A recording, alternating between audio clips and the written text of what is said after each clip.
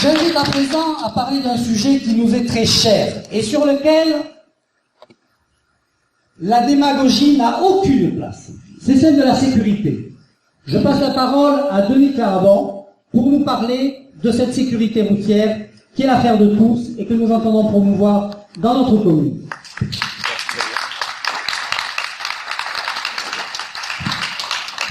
Bien, bonsoir messieurs, dames. Bonsoir. Donc, je vais vous parler donc, effectivement de la sécurité routière, qui est donc l'affaire de tous. Donc d'abord un rappel important.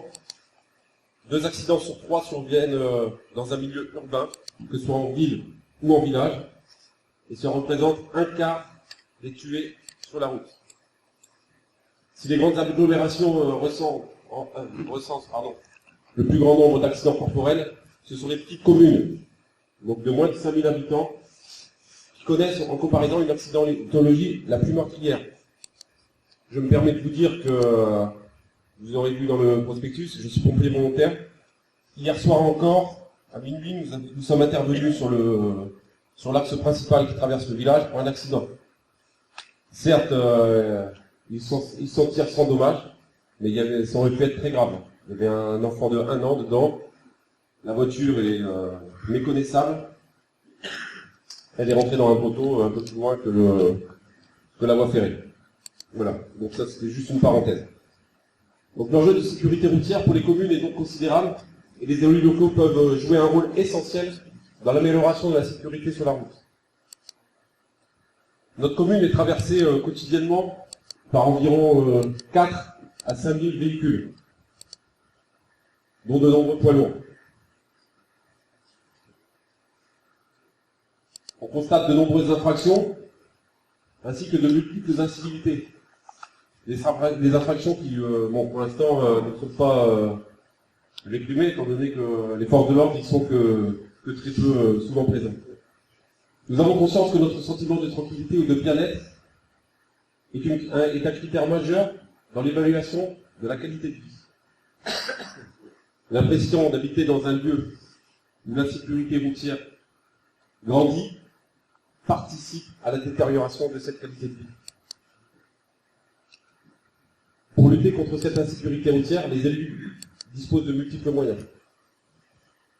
Au niveau de la gestion de la voirie et de l'urbanisme, donc ça consiste, ça ce sont plusieurs idées, ce sont des exemples parmi tant d'autres, il y a multiples choses que l'on peut faire. Matérialiser les entrées de communes, ne serait-ce que par un marquage au sol, un bris de vitesse, améliorer la signalisation, améliorer la signalétique aussi, vitesse, présence d'enfants, zone de rencontre, je parle pour la zone, par exemple la zone qui est limitée à 30 en centre-tour. Traiter les trajectoires, signaler les zones à risque. L'emploi de radars pédagogiques, c'est très à la mode, et je vous assure que ça fait son effet. Ce sont des outils qui fonctionnent. Pareil que le marquage à effet d'optique. Ensuite, pour les chemins qui sont un peu plus en perpendiculaire, donc il y aura aussi l'entretien des bas-côtés.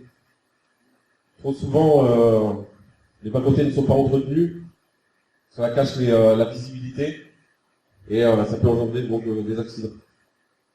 Et enfin, l'aide à la traversée des chaussées lors des migrations pendulaires. Donc là, ça consiste à simplement, voilà, une aide pour traverser, je pensais à la zone qui est le plateau surélevé, donc aux heures et aux sorties de travail, donc le matin et le soir, à l'heure où tous les parents ou autres, ou les clients des commerces traversent cette route, où il est parfois difficile de s'intégrer entre 2 véhicules qui roulent très vite dans notre commune. Mais aussi les pouvoirs de police du maire, la gestion des nuisibles et du gibier avec la chasse, la sensibilisation des entreprises locales et du secteur, les activités périscolaires, la gestion du personnel municipal, les campagnes de prévention, ou encore le soutien des projets de jeunes. Tout ça sont des axes de réflexion que nous pouvons avoir. Les 3 axes donc ciblent les secteurs les plus risqués de la sécurité routière, et dans lequel on trouve les constantes qui forment le socle de la prévention, à savoir agir sur les comportements, agir sur le terrain, et une prévention par la sensibilisation et l'explication. Les jeunes, futurs producteurs et déjà utilisateurs de deux roues, pour certains, sont au cœur de la démarche. C'est parce qu'il en va de l'éducation routière comme de toute éducation. Plus tôt elle commence, plus elle sera fructueuse et durable. C'est la vocation des radars, des contrôles, pédagogiques, et aussi, s'il faut y aller, de la répression. Voilà, donc c'est ce que je voulais dire sur la sécurité. C'est vrai que chacun constate des risques effectivement plus qu'avérés, puisqu'ils se traduisent en accidents.